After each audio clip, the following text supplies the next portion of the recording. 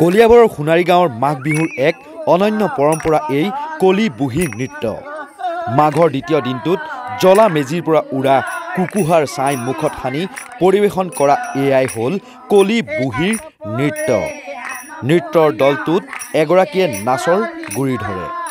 মুখত হৰলি ঘৰৰ পুৰা ছাই সানি মুখ ক'লা কৰি মূৰত পাগুৰি মাৰি ওজাপালিৰ আৰ্হিত গীত গায় আৰু বাকী মহিলাসকলে গীতৰ তালে তালে ঘূৰি ঘূৰি নৃত্য কৰে।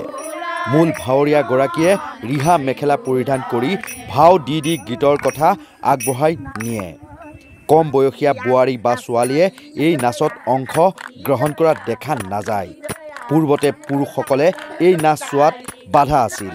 50-60 বছৰৰ আগলৈকে কোনো লোকে গোপনে কলি বুঢ়ীৰ নাচ চাবলৈ যোৱা গম পালে সমাজত বা গাঁৱৰ ৰাইজৰ আগত ন্যূনতম জৰিমনা আদায় দিব লাগিছিল। নাৰীসকলে কাঁহৰ বাদ্য আৰু হাত চাপৰিৰ তাল মিলাই বিহু গীতো পৰিৱেশন কৰে এই কলি বুঢ়ী নৃত্যত। কলি বুঢ়ী নৃত্য বা কলি বুঢ়ীৰ নাচ মাঘ বিহুৰ সৈতে জড়িত আৰু কলিয়াবৰৰ ঠাই বিশেষে অনুষ্ঠিত এক লোকানুষ্ঠান।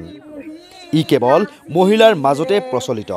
ক্ৰমে লুপ্ত হৈ যাব ধৰা এই নাচৰ অনুষ্ঠানে আদিম কৃষিজীৱী অসমীয়া সমাজৰ সৃষ্টিশীল মনক প্ৰকাশ কৰে। আহকচোন কেনেকৈনো বয়োজ্যেষ্ঠা মহিলাসকলে এই কলি বুঢ়ী নৃত্য পৰিৱেশন কৰে তাকে চাই লওঁ।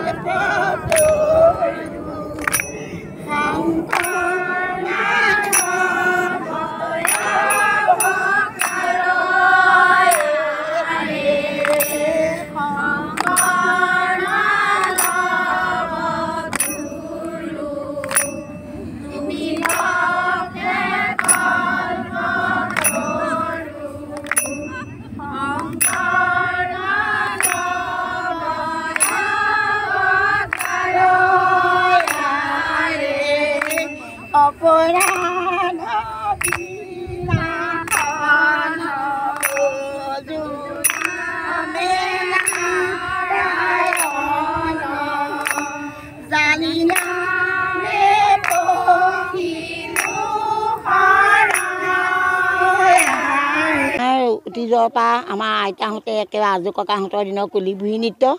এয়া নৃত্য আগতে হাবিৰ মাজত মতা মানুহে দেখে বুলি লুকাই লুকাই কৰিছিল। আজি অলপ দিনৰ পৰা আধুনিক হোৱাৰ পৰা এতিয়া অকণ ষ্টেজলৈ আহিছে আৰু আমি এনেকৈয়ে বহলভাৱে বোৱাৰীখিনিক শিকাম বুলি এনেকৈ হাঁহৰ পৰা বিহু হয় আমাৰ, তাতেই বোৱাৰীখিনিক শিকাইছোঁ, বুজাইছোঁ, নিজেও আনন্দ ভোগ কৰিছোঁ। তাকে কৰি আহিছোঁ অতীজৰ পৰা।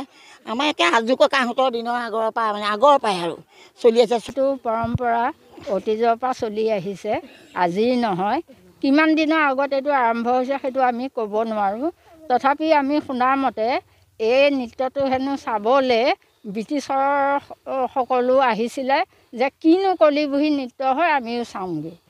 আমি জনাত দেখা নাই, কিন্তু তথাপিও আমি লুকাই লুকাই এইটো আগৰ তাৰমানে হাবি জংঘলত কৰিছিলে। আগৰ জানে মহিলা কিমান সংৰক্ষণ আছিলে, মহিলাই নাচিব নোৱাৰে, তথাপিও গৈ হাবি জংঘলৰ মাজত হ'লেও কৰি পৰম্পৰাটো ৰক্ষা কৰিছিল।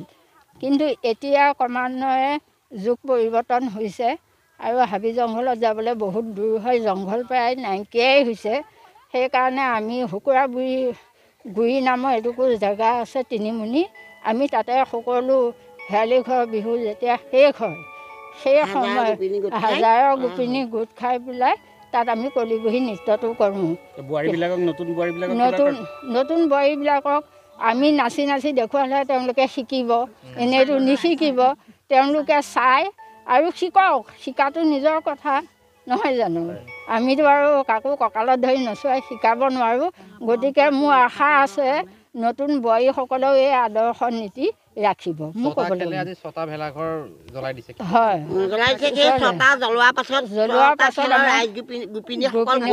কলি বিহু নৃত্য হ'ব। এইটো আমাৰ চপিয়া এইটো আমি মানে পৰম্পৰা আমি নতুন বোৱাৰীসকলক চাই আনন্দ খেলো। কলি বুঢ়ীৰ নাচত পুৰুষৰ অংশগ্ৰহণ বা প্ৰৱেশ নিষেধ যদিও লুপ্তপ্ৰায় অৱস্থাৰ পৰা উদ্ধাৰ কৰাৰ চেষ্টাত এই নাচৰ অনুষ্ঠানক বৰ্তমান পুৰুষৰ উপস্থিতিত সাংস্কৃতিক কাৰ্যসূচী হিচাপে অনুষ্ঠিত কৰা দেখা যায়।